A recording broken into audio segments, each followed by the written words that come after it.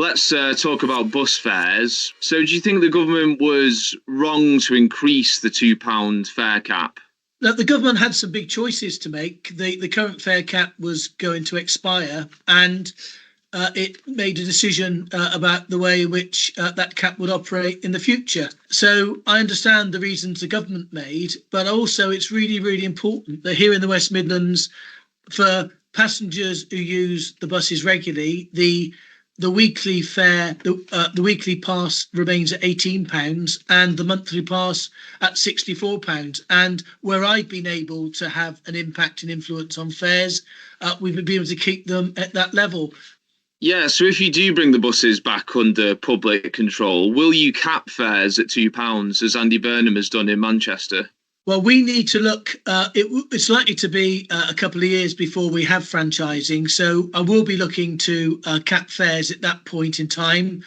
The level needs to be decided by the business planning we do and the resources we've got available at that point in time. Let's move on to some of the pledges that you made during the mayoral election campaign. So you said you'd set up a Coventry office if you were elected mayor. Is that still the plan? So at the moment, just to let you know, I'm meeting my commitment and getting out and about the region as much as possible. And when I am in Coventry, the leader of the council allows me to use his office as a base there, which I've been doing. But to be clear, I don't want to use public money to set up a new office that I'll be using, once a week or once a fortnight. What I'm focused on doing is getting out and about the region as much as possible to be visible and accessible. Well, you won't be setting up an independent office in Coventry. That's a U-turn, isn't it, on the manifesto pledge you made?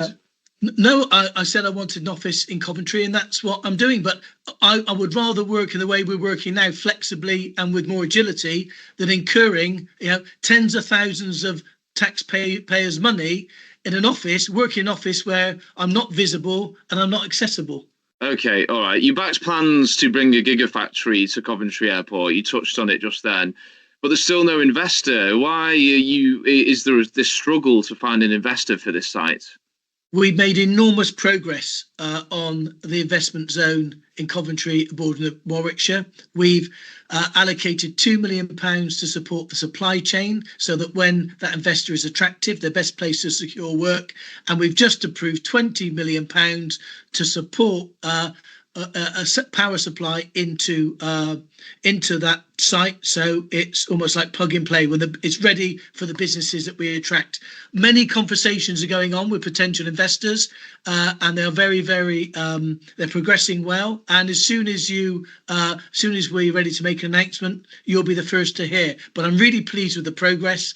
We're reaching out to global investors, and there is a great deal of interest in that site. But these things take time. They don't happen overnight. Ahead of the mayoral election, you said you'd revisit the VLR scheme and make sure that money was available as soon as possible for that.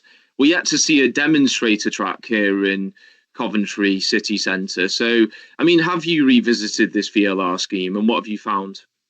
So I've visited the VLR, I've been out to Warwick Manufacturing Group, and I've visited the test track that exists in Dudley, and I've visited that with senior politicians when they were in shadow roles and are now in key positions in the Department of Transport.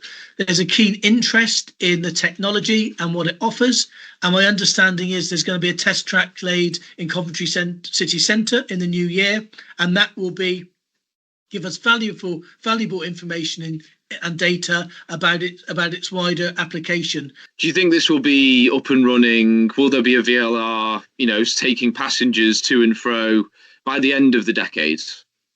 So, subject to the test technology and other iterations needed, I'm hopeful that the investment that we made will reap some very significant benefits. I am not an expert in the technology or the vehicle design, but it's attracted a lot of investment and a lot of interest and support. And I'm hoping further development work will allow us to roll out the VLR across this region and beyond. But we have to take each stage of the development at a time, and we're making really good progress. And I'm really pleased with that progress.